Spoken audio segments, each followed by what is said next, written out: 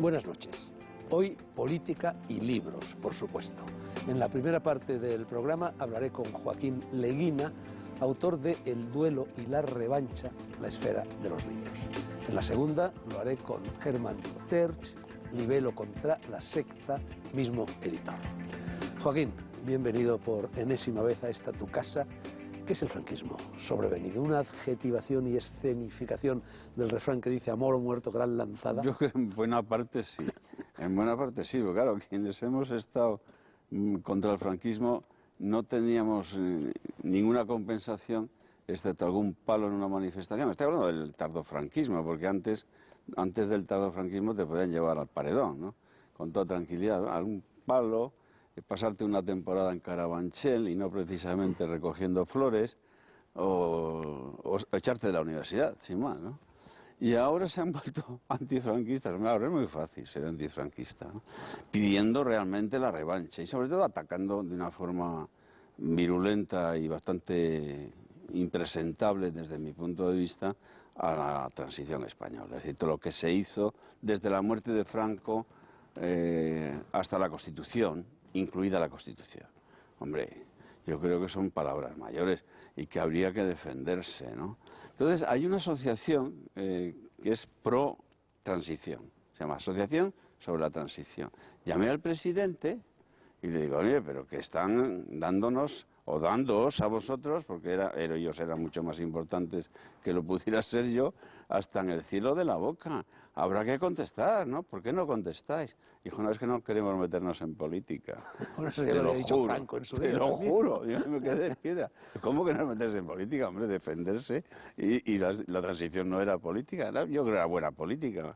Política de la buena, ¿no? Joaquín, permite que me abra de capa con una broma, es solo una broma. Hace cosa de 15 años aproximadamente, en la época del declive del felipismo, estaba yo tomándome un arroz negro en un chiringuito de la olla de Altea, el Cranc. Magnífico, por cierto, lo conoces, Barranquí, es el que lo lleva. Bueno, y se me acercó un desconocido que en aquel momento se me presentó diciendo, yo soy el único socialista honrado. Yo la verdad es que al leer tu libro me acordé de aquello y pensé, bueno, ya son dos. Hombre, yo, honrado en el sentido de no habernos llevado el dinero, ¿no? En ese sentido, desde luego que cuenta conmigo, ¿no? Yo no me he llevado un duro de los cargos que he tenido. Pero honrado también hay que ser desde el punto de vista intelectual. Y ahí ya empezamos con otros Lópezes, que el libro mío, este que estamos comentando, sí que entra en esa harina. Y usted no puede tirar por la borda la acumulación de conocimientos y de posiciones ideológicas de un siglo y medio. Cuidado. Y si lo tira, porque considera que eso está obsoleto y viejo, hay que discutirlo antes, ¿no? Bueno, el PSOE celebró sus primeros 100 años de honradez y lo que yo te pregunto, tenemos un ejemplo de lo que pasó con el Partido Socialista en Italia en la época de Bettino Craxi, que prácticamente, bueno, desapareció de la escena. ¿Tú crees que lo que está sucediendo ahora en el PSOE y los vaticinios de las encuestas preparan un destino parecido? No, yo creo sinceramente que no. Porque vamos, lo de Bettino Craxi y todo el socialismo italiano de después de la guerra siempre estuvo encajonado por un partido comunista muy fuerte, cosa que eso en España, muy fuerte electoralmente hablando, también, aparte de su fortaleza como movimiento social, aquí en España no se ha dado eso. Tu libro lleva dos citas iniciales muy bien escogidas. Una es de Julio María Sanguinetti, dice, cuando se muere un dictador, los valientes hacen cola para derrocarlo. Para derrocarlo y para rendirle honores fúnebres también, en el caso de Franco, ¿no? Sí, en el caso de Franco, sí. Y la otra dice, es de Bertrand Russell, dice, yo pensaba que los intelectuales amaban, sobre todo, la verdad, pero he comprobado que muchos de ellos prefieren la popularidad. Murakami, autor de moda, que además es el autor favorito de Zapatero, al parecer, dice que todos los intelectuales son una pandilla de snobs.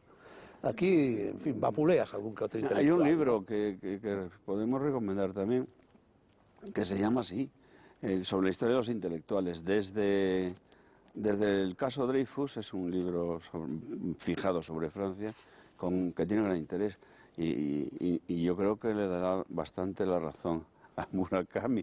Entienda por intelectual aquel que, siendo, en fin, que escribe libros o que escribe en los periódicos y quiere meterse en política, intervenir en el devenir de la historia, pues la verdad que la historia es bastante poco recomendable, ¿no?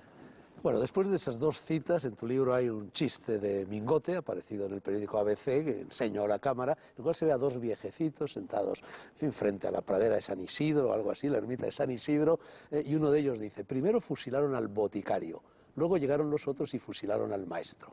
Y el otro le dice, creo recordar que fue al revés. Y el otro responde, tampoco yo, estoy muy seguro. Bueno, esto va con bala hacia la memoria Sí, histórica. yo creo que el chiste, como le decimos aquí, que no es un chiste, ¿no? Es una editorial escrita con lápiz, con un dibujo, es definitivo. Es decir, aquí se mató indiscriminadamente durante y después de la guerra. Precisamente la transición lo que intenta es acabar con eso, ¿no?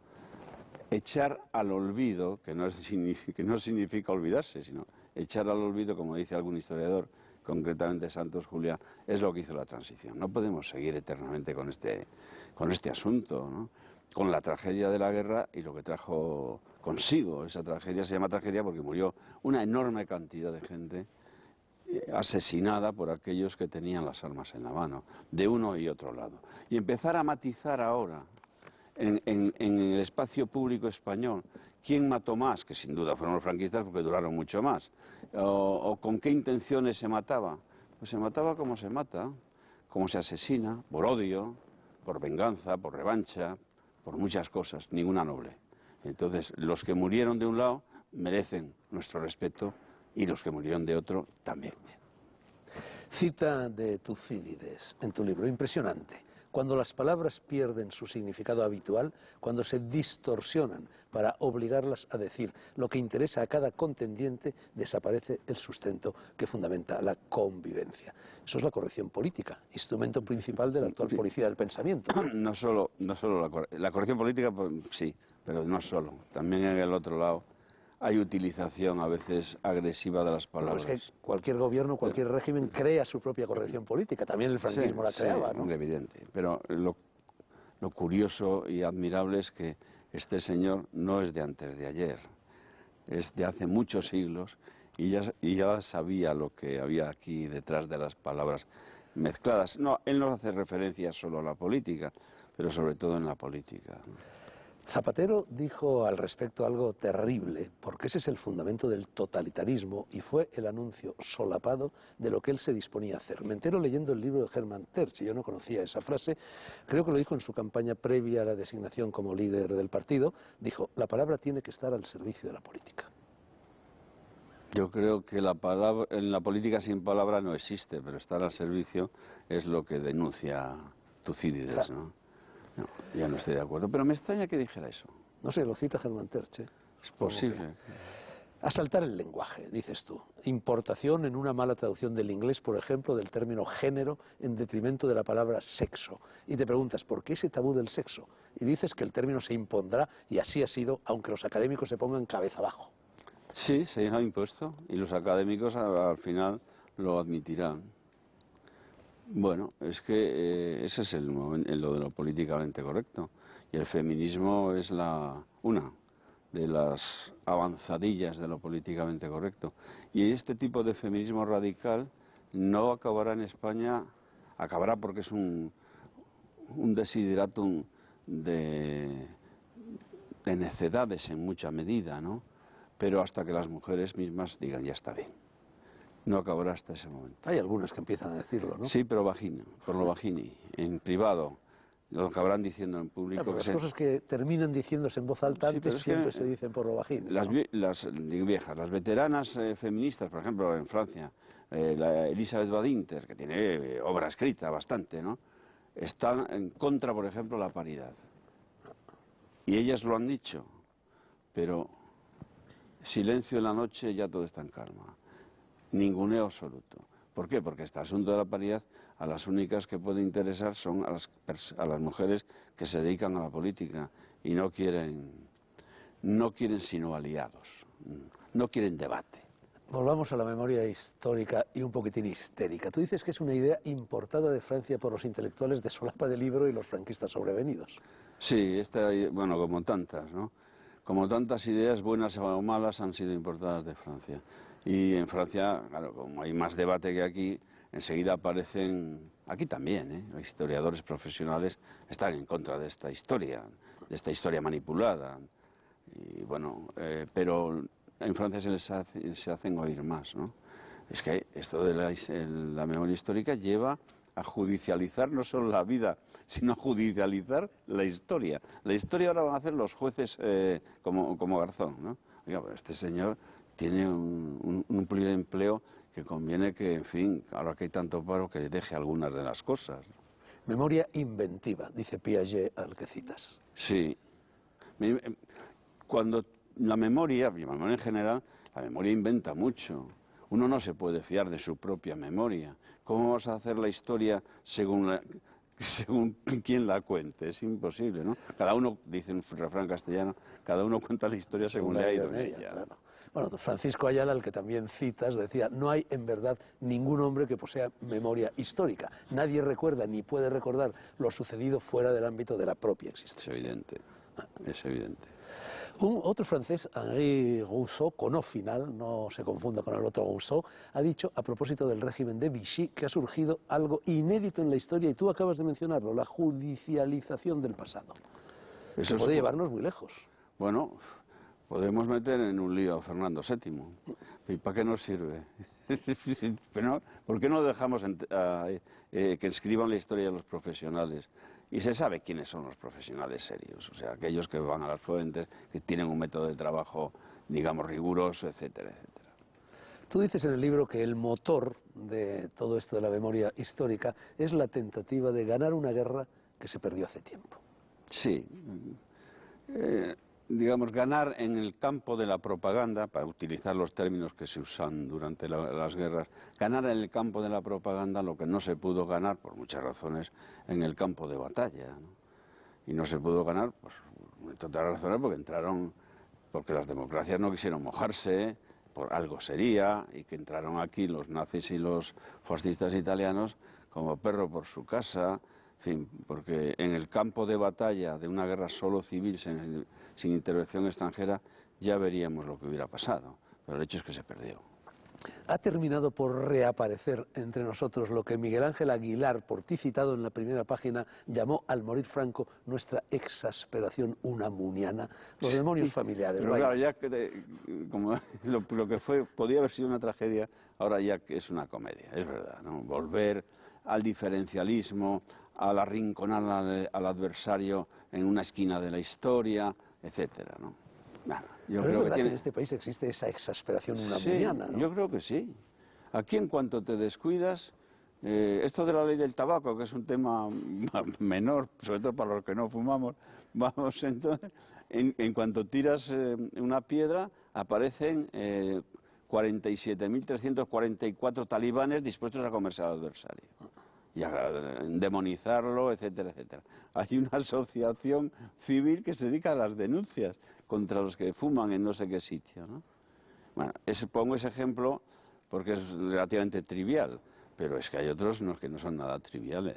Aquí dices una opinión más alta que otra y te comen, y no a besos, precisamente.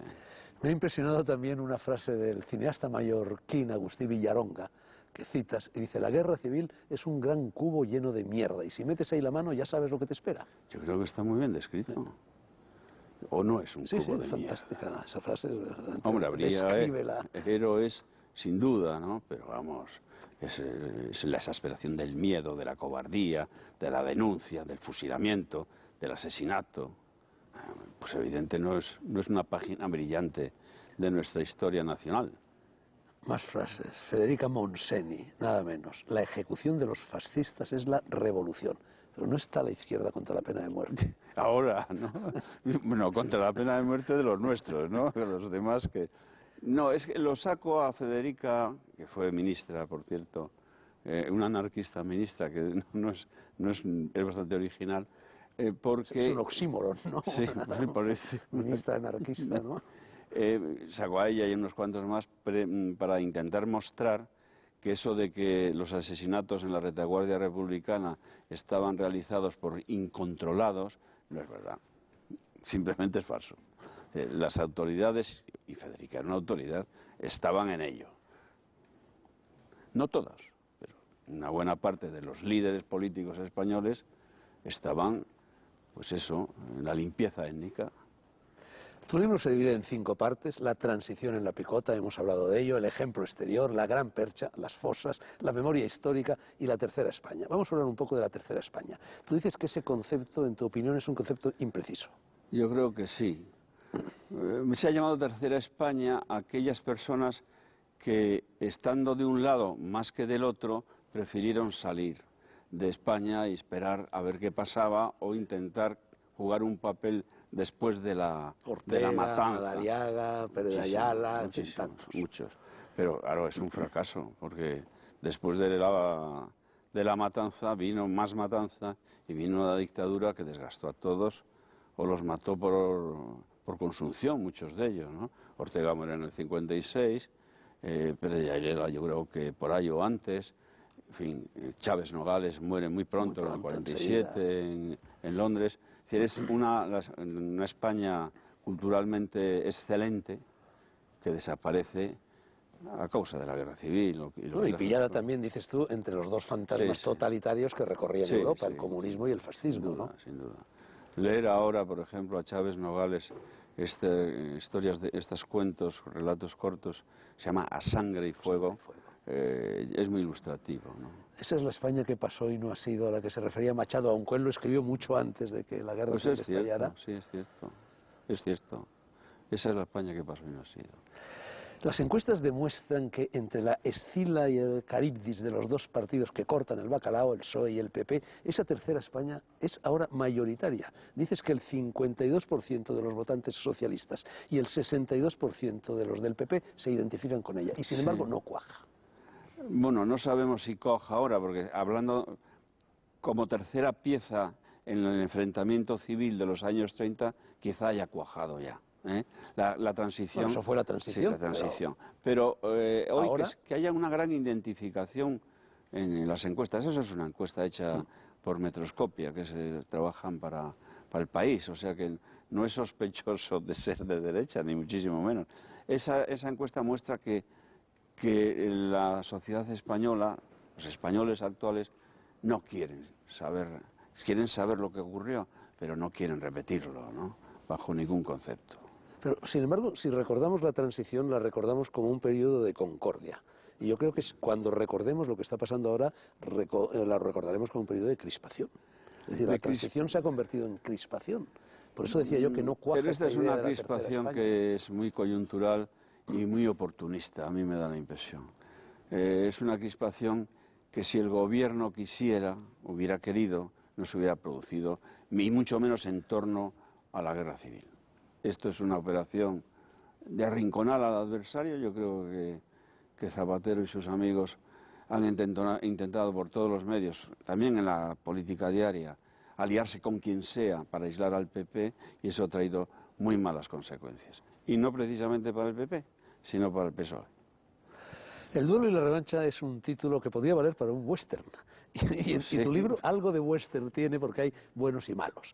Hay malos protagonistas o antagonistas principales y malos secundarios. Entre los malos principales protagonistas hay dos: Zapatero y Garzón. Bueno, como líderes, llamémoslo así, de este asunto, que es un asunto desgraciado, pero que no son especialmente protagonistas ellos del antifranquismo sobrevenido. Hay un movimiento ahí, en torno a Izquierda Unida, por cierto. Siendo Izquierda Unida la heredera, o perteneciendo a Izquierda Unida al Partido Comunista, que es el primer partido que lanza en los años 50, y no te lo voy a contar a ti, la idea de la reconciliación nacional, que está muy bien. Bueno, pues ahora aquello no nos salió bien. Yo lo he oído a un viejo comunista, es que no nos salió bien. Pero la idea era buena, sí, la idea era buena, pero no nos salió bien. Mira cómo estamos. Ellos estarán mal. Es evidente que, en fin, en la batalla por el espacio de la izquierda les ganó por la mano Felipe González, Alfonso Guerra y estos, que yo creo que eran más modernos, ¿no? Entonces les ganaron por la mano, pues mala suerte, pero la propuesta era buena y sigue siendo buena. Criticas muy duramente el impulso revisionista del adalid de la justicia universal, el hombre que veía amanecer, Baltasar Garzón, al que parece haber llegado Susan Martín. Sí, es que este hombre ha sido siempre un experto en el dedo mojado. O sea, enterarse exactamente por dónde soplaba el viento. Y esta vez ha habido vientos contrarios y se ha equivocado y va a acabar, como casi todos los espejos donde se ha de mirar la juventud, en un banquillo. Y no precisamente de fútbol, sino en un banquillo de los acusados. Lo mismo que Mario Conde y otros espejos que han pasado por la historia reciente de España. Yo les tengo mucho miedo a esos espejos. No son el espejo de Alicia, en el País de las Maravillas. ¿Quiénes son los termocéfalos? Pues ese es un Curioso término. Es un término que se usaba mucho en Chile. Te cuentas una anécdota de Allende, sí, precisamente, ¿no? Sí, en Chile la gente de izquierdas más moderada, a la gente más exaltada los llamaban termocéfalos, es decir, que tenían la cabeza muy caliente. Yo creo que es un buen término. Bueno, y la anécdota de Allende es que un termocéfalo le echó en cara que no hiciera la revolución apoyándose en las masas, y Allende le preguntó: ¿cuántas masas son necesarias para parar un tanque? Sí, ya se vio después que no había tantas masas dispuestas a parar un tanque, Eso lo como es viviste obvio. tú, claro, eso Sí, lo estabas viví allí. muy en directo. La Constitución de 1978, Joaquín, resolvió muchas cosas, pero también creó o fomentó algunos problemas. Los de su título octavo, por ejemplo, el que se refiere a la implantación de las autonomías. Nadie que sea objetivo aplaudirá la solución que se dio al problema territorial mediante un título octavo que para cualquier jurista o no que lo lea ve que está todo lleno de agujeros, es decir, de cosas sin cerrar. Y claro, es el escape de los nacionalismos periféricos, atarse a esos agujeros, buscar en esos agujeros el romper, digamos, la unidad territorial de España. Al fin y al cabo, en cuanto cedes un poco, o cede el Estado un poco, piden más, ¿no? El proceso abierto por Zapatero y por Maragall y demás compañeros mártires, en el cual no me hubiera gustado participar para nada, que es la España, lo que llamamos la España plural, ha traído como consecuencia primero un estatuto de Cataluña, que digamos es el paradigma de eso de la España plural, lleno de problemas, y además una derrota espectacular en las urnas de quienes promovieron aquello. O sea que muy listos no iban. Bueno, No eran inteligentes, eso ya lo sabíamos, pero listos tampoco, ¿eh? ¿Y los trozos de esa vajilla destrozada podrán volver a encolarse? Hombre, yo creo que con un acuerdo general para no abrir más melones y bueno, y poner coto a las declaraciones permanentes que están fuera de la Constitución. Es decir, poner coto no quiero decir perseguir a nadie, simplemente que los grandes partidos digan, como le decía Alan Ladd al malo de la película de Raíces Profundas, no siga usted por ese camino. Eso es lo que hay que decirles a algunos de estos, que se dicen moderados y dicen todos los días que quieren separarse, que su objetivo es la independencia de Cataluña o de Euskadi. Y usted, si sigue por ese camino, va a ser muy malo, ¿eh? Va a ser muy malo el asunto, porque nosotros vamos a defender la Constitución, a la cuales ustedes también son copartícipes de esa Constitución. ¿La hayan votado o no? Unos la votaron y otros no, pero todos han participado en ese juego y todos han aceptado ese juego. No. El último capítulo de tu libro se llama Mirando hacia adelante sin ira. Hazlo. Bueno, yo soy optimista, no tanto como Zapatero, evidentemente, porque ese grado de optimismo es muy difícil de alcanzar, pero yo creo que este país saldrá de la crisis, saldrá más delgado probablemente, no solo el Estado, sino todos nosotros, pero saldrá, espero, habiendo aprendido algunas cosas. Y una de las cosas que tiene que aprender cualquiera que se dedique a la política es que con las cosas de comer no se debe jugar. Y la estructura del Estado y el Estado mismo, por muy liberal que sea uno o por muy radical que sea otro, no se debe jugar. Porque es el escenario de nuestra actividad pública y de nuestra actividad privada también. Vargas Llosa, Conversaciones en la Catedral, Premio Nobel de Literatura. ¿Cuándo se jodió España, Zabalita? Pues yo no creo que no se ha jodido todavía, ¿no? Tenemos todavía... Hablas tú de ello, ¿eh? En este momento un Producto Interior Bruto bastante mayor que el que había cuando la guerra, que solo se pudo recuperar en los años 50, o que había la muerte de Franco, una sociedad yo creo que mucho más formada y con gente dispuesta a trabajar, un empresariado mucho mejor, no digamos los niveles de cualificación que hay, con todos los problemas que tenemos. Yo no, quiero ser optimista y soy optimista respecto a nuestro futuro. El libro concluye con unas reflexiones, un decálogo personal, por si al lector, dices, le pudiera ser de alguna utilidad. Vamos a serles útiles a los espectadores. Primer mandamiento. Empezaré, dices, por un mandamiento escrito hace ya muchos años por Camus. Para ser hombre hay que negarse a ser Dios. Creo que es una buena recomendación, sobre todo para aquellos que se dedican a la política, a los grandes empresarios y demás, que a veces se creen Dios. Pero a Felipe González hubo una anécdota famosa, ¿te acuerdas? De Chiqui Venegas, Sí, me parece, ¿no? sí. Que se refirió a él llamándole Dios. Sí. Bueno, yo creo que Felipe González en algún momento también se lo creyó, pero por lo menos tiene la gracia de reconocerlo y de autocriticarse. ¿Has leído ese libro? Lo he leído. ¿Y qué te parece? Me parece muy interesante. Es decir, bueno, él toca el problema mayor que tenemos en este momento, porque el problema no son problemas nacionales, es la construcción de Europa lo que nos estamos jugando. En este momento que tú y yo estamos hablando, se está jugando ese futuro. Y yo creo que viene a cuento. Él ha trabajado, fue nombrado para dirigir unas reflexiones, bueno, y las coge ahí de forma mucho más coloquialmente que en un documento oficial. Se lee bien, yo lo recomendaría. En Japón, donde, como sabes, vivo ahora, casi todos los comentaristas, los periodistas, los observadores, hablan como de algo perfectamente posible de la desaparición del euro. Pues sería una lástima, porque ha sido uno de los grandes avances, el euro. Y yo creo que habría que buscar soluciones que no llevaran a la desaparición del euro. Porque, en fin, pensar que tenemos que volver a cambiar los francos, las liras y tal, es un pensamiento que me pero fíjate que desazona. recientemente en una encuesta en Alemania, 2 de cada 3 alemanes querían volver al marco, y en Francia el 53% de los franceses quieren volver al franco.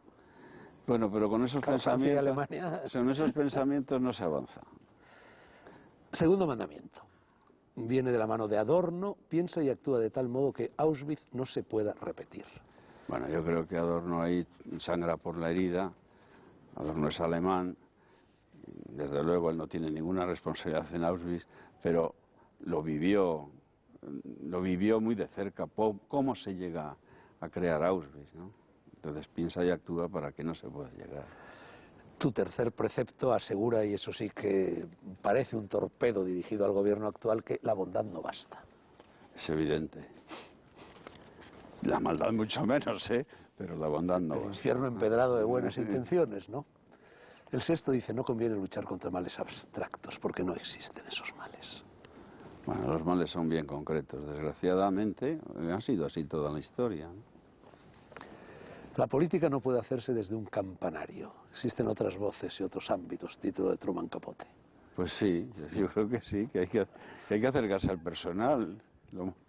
No siempre para darle la razón, además, sino porque el personal te puede orientar, en primer lugar, sobre lo que piensan, que es importante. En segundo lugar, te pueden orientar en algunas cosas, ¿no? Especialmente el adversario, ¿no? Tu noveno mandamiento dice mirar y oír al adversario. Tú fíjate, Joaquín, cómo se puede ser enemigo o se puede ser adversario. Hay una diferencia muy profunda entre lo uno y lo otro. El enemigo no te da ni agua. El adversario versus, como sabes en latín, significa contra, pero también significa hacia. El adversario Sí. viene hacia ti, ¿no? Bueno, yo creo que en política democrática debe de desterrarse la palabra y el uso enemigo, ¿no? Que son adversarios con los que hay que pelear, pero pelear francamente, pero nunca tratarles como si fueran enemigos. Y el décimo mandamiento dice luchar en defensa de las convicciones. Bueno, parece va de suave, ¿no? Parece casi algo evidente, algo obvio, ¿no? Pero para luchar en defensa de las propias convicciones hay que tener convicciones, ¿eh? Porque si no, no se puede luchar a favor de las convicciones de uno. No conviene ser marxista en el sentido de Groucho, ¿no? ¿No? Estos son mis principios, dijo Groucho. Dice, pero si no le gustan, tengo otros. Te he preguntado antes qué pensabas acerca de este libro de Felipe González y te pregunto, ¿has leído el de Hermann Tertsch? No, lo tengo. Bueno, Hombre, Hermann Tertsch es mucho más crítico que yo, evidentemente, ¿no? Porque él está colocado en otro lado, ideológicamente. creo, hay cosas que estoy de acuerdo con las que dice, ¿no? Y en todo caso quiero leerlo. Pero no para llenarme de argumentos, ¿eh? Sí, lo voy a leer con cierta distancia, ¿eh? Bueno, aunque vuestras posturas son muy distantes, pero, sin embargo, sí, lo que decís es bastante parecido, ¿eh? Bueno, lo comprobaré, sí, probablemente. No tengo nada contra. Traes dos libros, Joaquín. Traigo dos libros. Uno es que acaba de ser publicado en España, el caso Moro de Aldo Moro. Sí, Leonardo Sciascia. Aldo Moro fue asesinado por las Brigadas Rojas en 1978 y Sciascia, que escribió entonces, no escribe a toro pasado, explica cuáles eran los juegos dentro de la democracia cristiana que, vamos, en cierta manera lo dejaron morir. Entonces es muy crítico con el aparato político italiano y, como siempre, escrito maravillosamente. Está recientemente traducido, aunque es de escritura vieja. Y el segundo, también italiano, es un matrimonio de provincias de la marquesa Colombi. Naturalmente la marquesa Colombi es un seudónimo de María Antonietta Torriani. Está publicado en 1885 y es una novelita preciosa. Este es el feminismo que me gusta. Joaquín, última pregunta, malévola, insidiosa, o mejor dicho, dos preguntas en una. Sigues en el PSOE y, de ser así, ¿cómo es que no te echan después de un libro como este, de igual modo que han echado a Antonio Asunción? Bueno, yo creo que no he hecho nada que justifique que me echen. Si me echan iré a los tribunales. ¿Como ha hecho Antonio Asunción? No, sí, como ha hecho. Yo no voy a... porque me protegen los propios estatutos del partido, ¿no? Pero además no hay mal que 100 años dure. Yo lo único que digo es que creo que la elección de Zapatero en el año 2000 fue un error y por cómo fundamento mi error, cómo fundamento mi aseveración de que es un error, pues argumentando. Yo argumento. No descalifico a nadie. Es cierto que hay muchos pesos pesados hoy en el Partido Socialista que dicen lo mismo que tú estás diciendo. Sí, pero no lo escriben. Rumorología. No, sí, los conozco, y hablo con ellos todos los días. Pero no quieren escribir, o no les apetece, o ven que no es necesario, o consideran que siempre hay que guardar la viña haciendo este tipo de... quitándose el sombrero. Yo no soy de esos, la crítica constructiva no existe, es una forma de pasar la mano por el lomo al poder. ¿Es crítica o no es crítica? Y esto es un libro crítico, evidentemente. No especialmente contra Zapatero ni contra la política de Zapatero, sino, en fin, hablando de un asunto que me parece bastante más grave que la coyuntura política, que es el asunto de la historia reciente de España, que es necesario no manipularlo. En cualquier caso, y con eso concluimos, tú dices que no puedes admitir el argumento censor de cállate, porque si hablas vas a favorecer a nuestros adversarios. Me parece que es un argumento tan pobre, tan antiintelectual y en el fondo tan miserable, ¿no? Yo creo que callarse la boca, eso de que por la boca muere el pez, es posible que sea verdad. Pero el callarse a veces es mucho más miserable que es el viejo argumento de los trapos sucios se lavan en casa. Dice, ¿y dónde? ¿En qué habitación? Que voy a ir allí, ¿no? Nunca está la habitación abierta. Joaquín Leguina frente a El duelo y la revancha, la esfera de los libros. Gracias, Joaquín. Muchas gracias. Publicidad y seguimos.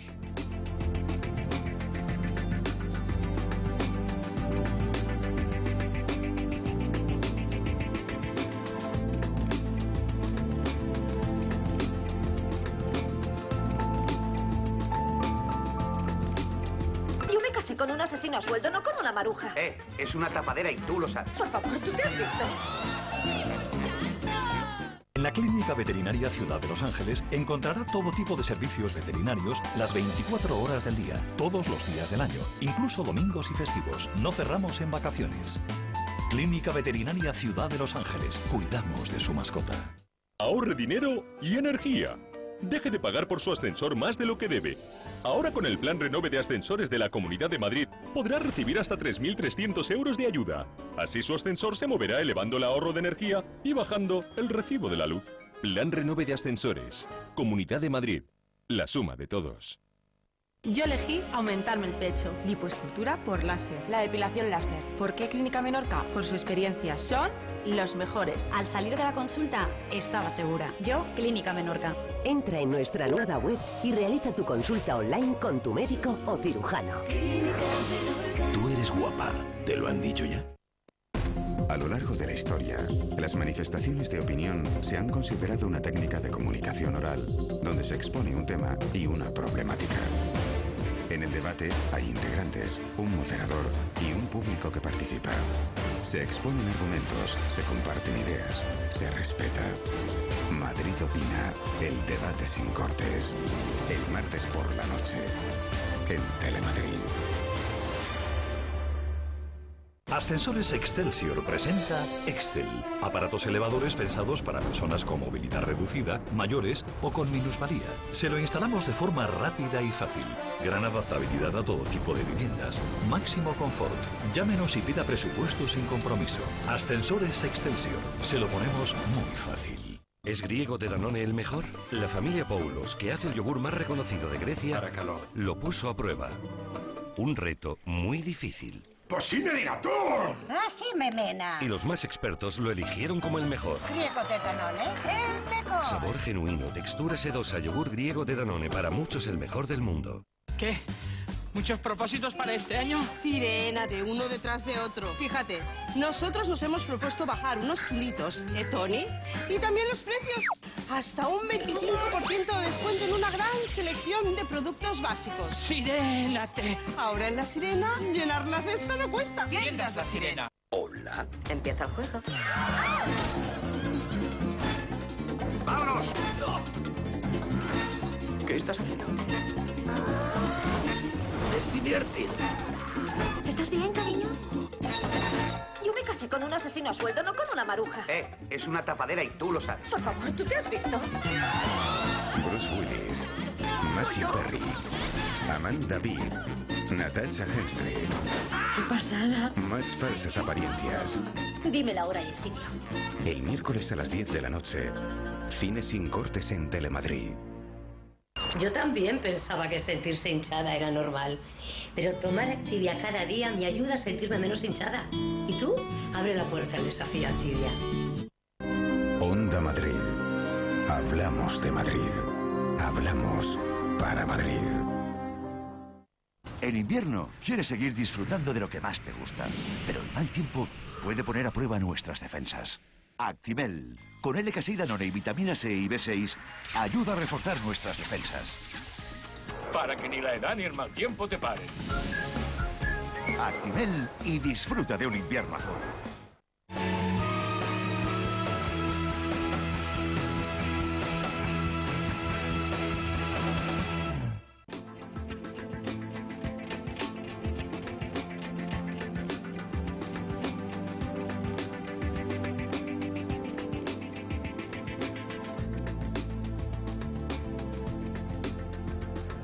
Lo ya anunciado. Después de Joaquín Leguina, Hermann Tertsch y este libelo contra la secta, la esfera de los libros.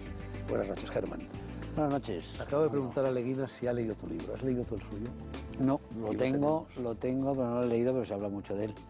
Y desde luego el otro día estuve comentándolo precisamente con Gregorio Marañón.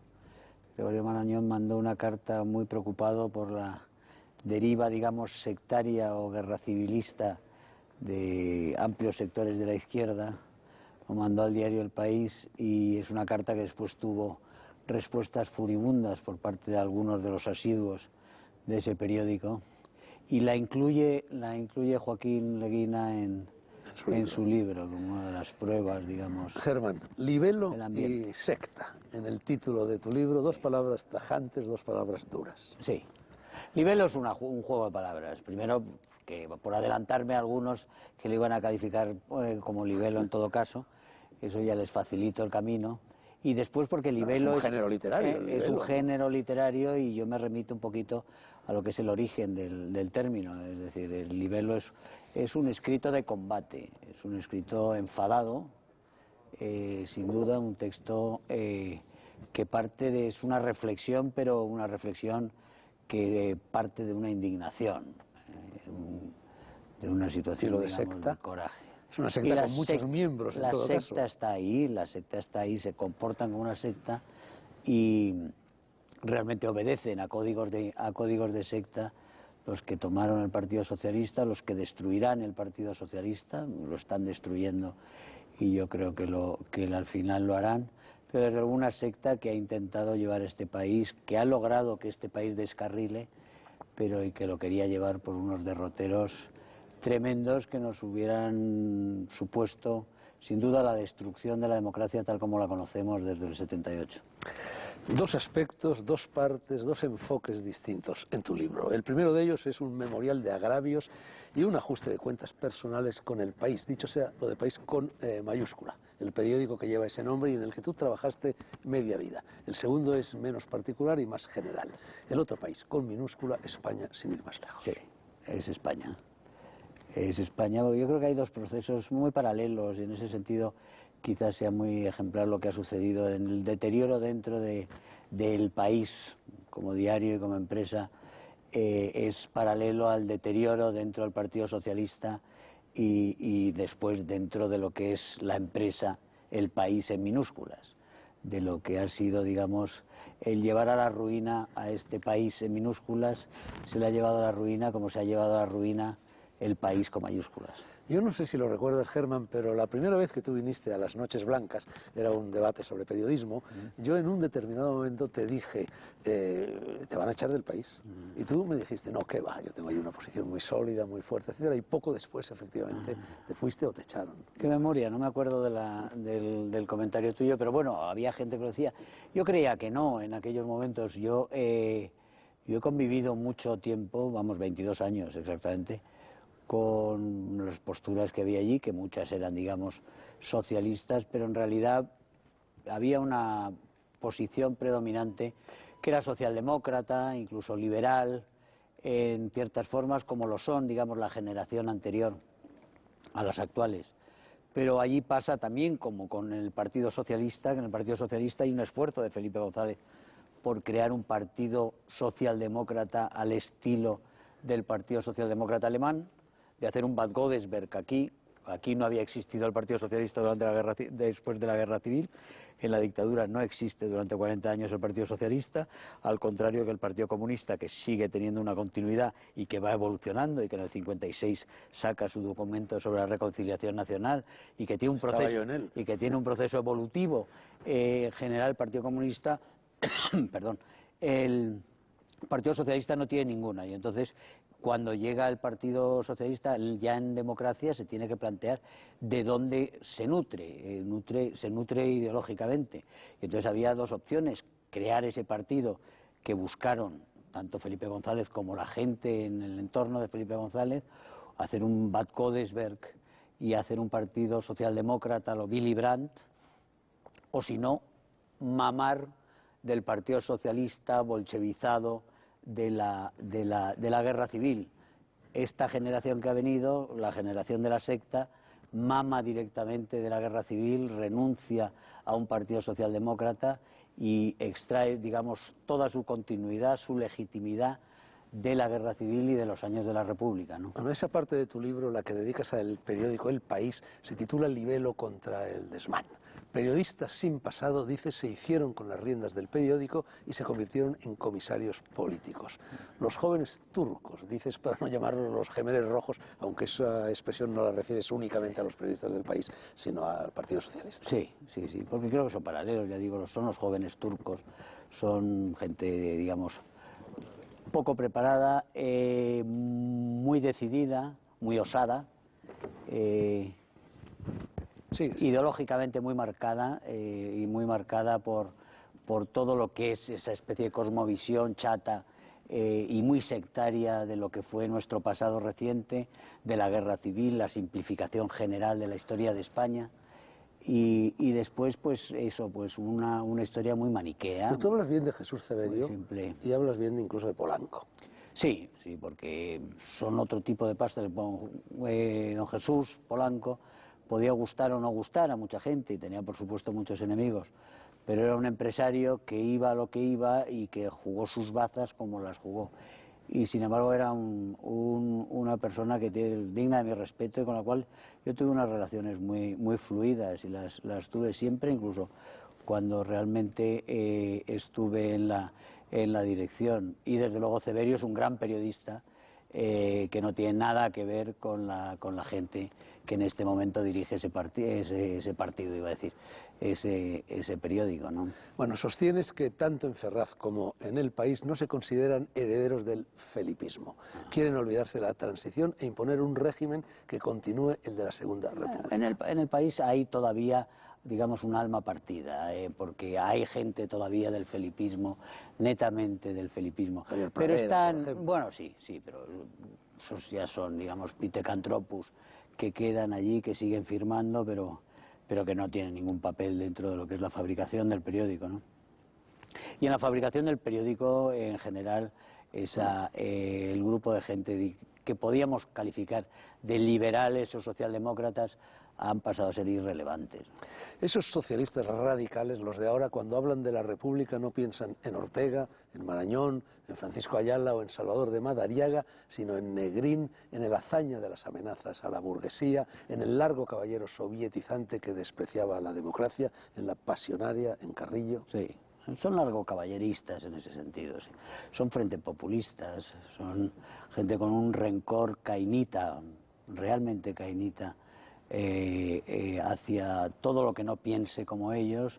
En ese sentido es sectario como era el Partido Socialista en su día, que durante la República y durante la guerra, sí, pero había en muchos casos, socialistas. sí, pero el en de muchos Besteiro, casos, el de Prieto, sí, y el de Largo Caballero. Sí, pero bueno, salvo Besteiro, si queremos, el resto eran realmente eran sovietizantes, además con el problema de que no estaban sujetos por las riendas de Stalin, es decir, que eran sovietizantes yendo por libre, lo que los hacía muchas veces muchísimo más agresivos y mucho menos predecibles que a los comunistas.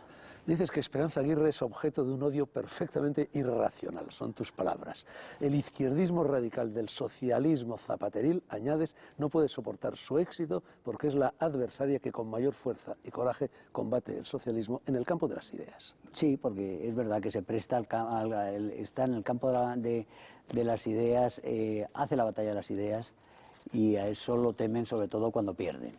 Y pierden sistemáticamente y de una forma contumaz con Esperanza Aguirre. Pero es igual, el odio irracional se extiende muchísimo. Estábamos comentando, es decir, como el odio irracional a Bush, por ejemplo. O sea, es decir, Bush podía ser un gobernante fatal, o menos malo, o malísimo, horroroso, pero vamos, ese odio que genera, igual que el odio a Aznar, el odio a Aznar es realmente de cuadro psicopatológico, ¿no? O sea, cómo los odios que despierta en cierta gente, y cómo gente 8 años, bueno, 7 años, sí, 8 años después de desaparecido Aznar del escenario político, sigue habiendo gente que vive de escribir columnas odiando y detestando e insultando a Aznar, ¿no? Es una cosa que no pueden dejar. Palabras durísimas, escritas por ti, estas que te voy a leer ahora. La brillantísima trayectoria periodística de Cebrián ha quedado eclipsada por una gestión empresarial que resultó catastrófica para los propietarios y que está íntimamente relacionada con el declive del que fue durante mucho tiempo el mejor y más rentable periódico de España, y hoy es poco más que una gaceta de la militancia socialista, bien editada pero carente del más mínimo talento y repleta de empleados, periodistas o no, condenados a pensar todos los días en cómo esquivar el paro. Pues sí, es que eso es un hecho, eso es, por desgracia es así. Yo tengo allí todavía muchos amigos y muchos conocidos y mucha gente a la que le tengo afecto y que lamento su suerte en esa empresa, que fue una empresa boyante, un sinónimo de éxito casi, por decirlo, el símbolo del éxito de un medio efectivo, o sea, con enorme eficacia, con enorme solvencia, y que una solvencia en la cual radicaba realmente su pujanza también. ¿Se han hecho eco de tu libro? Independencia. ¿Se han hecho eco o te aplican la ley del silencio? No se van a hacer, no pienso que se hagan eco de mi libro. Pero vamos, estoy seguro de que lo han leído muchos. Bueno, dejemos lo personal, dejemos tu reyerta con el país y vamos con lo general. Primera línea del libro. Ley de Murphy. España, dice, se ha entrado en una deriva grave y peligrosa. Está hecha un asco y nadie con cierta lucidez negará que aún puede empeorar su situación. Por eso decía lo de la ley de Murphy. Sí, desde luego, bueno, esto está terminado de escribir en el otoño. Ya estamos peor. Y seguimos en un deterioro, hemos entrado en un barrena, o sea, hemos entrado en un deterioro realmente que no podemos saber en este momento a dónde nos va a llevar. Parece mentira. En 7 años, o sea, hay que buscar mucho en la historia para encontrar en tiempos de paz un gobierno que haya hecho tanto daño en tan poco tiempo. Y nos ha creado una situación en la cual todas nuestras seguridades y todos los, digamos, los cauces, bueno, desde las instituciones a lo que es la convivencia y el tejido social, nos ha roto realmente todo lo que son los anclajes que podíamos tener que nos dieran cierta seguridad para un futuro.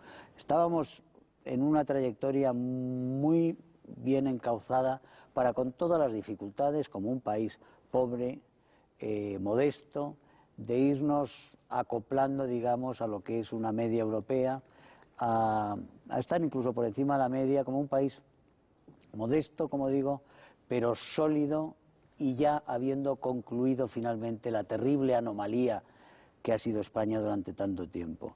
Nos han arrancado de esos carriles en los que estábamos tan firmes y tan sólidamente, sin ninguna duda, porque nadie los cuestionaba.